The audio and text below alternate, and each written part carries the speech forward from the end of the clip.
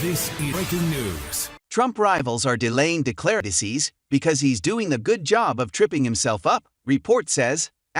Trump's 2024 GOP rivals are holding off on campaign announcements, Politica reported. Trump has made a number of missteps recently, including having dinner with a white nationalist.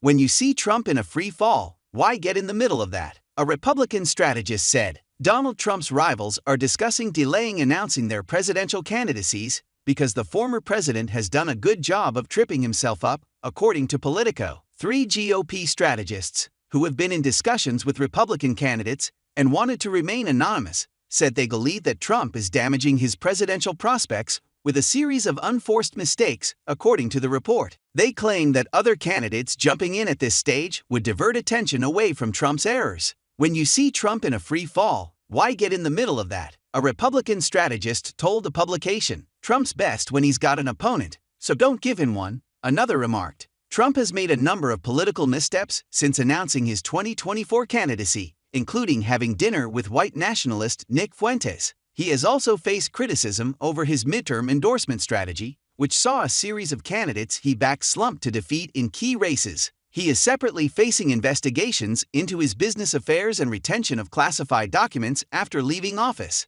Trump is so far the only Republican to declare his 2024 candidacy ahead of the primaries in March. According to the report, among the suggestions on the table is that all of the rival candidates should announce their campaigns at the same time, so Trump cannot individually target anyone with his trademark nicknames and insults. The article does not name the potential candidates involved in the discussions, but according to reports, potential contenders to take on Trump include Florida Gov. Ron DeSantis, former Secretary of State Mike Pompeo, and former Vice President Mike Pence. All would be trying to attract the support of the hardline MAGA base, who have long revered Trump. Fani Willis gave that Trump indictment is coming. Kirshner, it's only a matter of time before indictments are filed against former President Donald Trump for his alleged involvement in attempting to overturn the 2020 presidential election in Georgia, according to legal analyst Glenn Kirshner. A judge heard arguments Tuesday on whether to make public a special grand jury report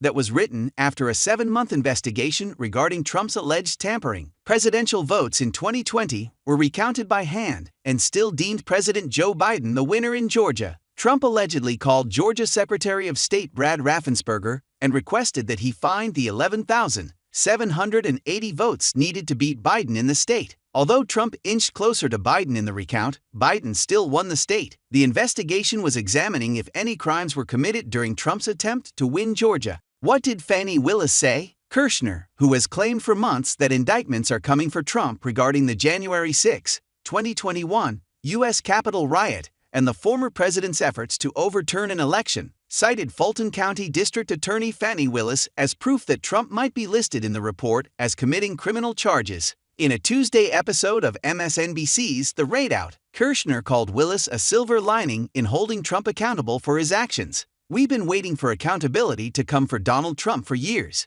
Yesterday in court, DA Fani Willis said the most direct and concrete things we've yet heard from a prosecutor, indicating that indictments are coming, Kirshner tweeted while sharing an episode of his appearance on The Raid-Out. Kirshner quoted 2 words used by Willis during her argument to keep the report sealed until charges are pressed. During her argument, Willis requested to keep the report private until charges are pressed for future defendants to be treated fairly. She also said charges were imminent. Kirshner said that since Willis used defendants plural and that she said charges were imminent, he believes an indictment against Trump is expected soon. She didn't use that word recklessly, Kirshner said on The Raid-Out. She is contemplating returning indictments against whoever it is the grand jury recommended. What happens if charges are pressed? Joy Reid, host of The Raid-Out, was more skeptical. In the same segment, she hosted Jason Johnson, a professor of politics and journalism at Morgan State University. Willis faces a long road if charges are pressed against Trump, and Johnson said Willis would need to win the trial. If she wins the trial, consequences for meddling with the election could be as small as paying a fine or being prohibited from running for office again. Johnson said he wouldn't believe that Trump faced serious consequences until he saw Trump wearing a jumpsuit.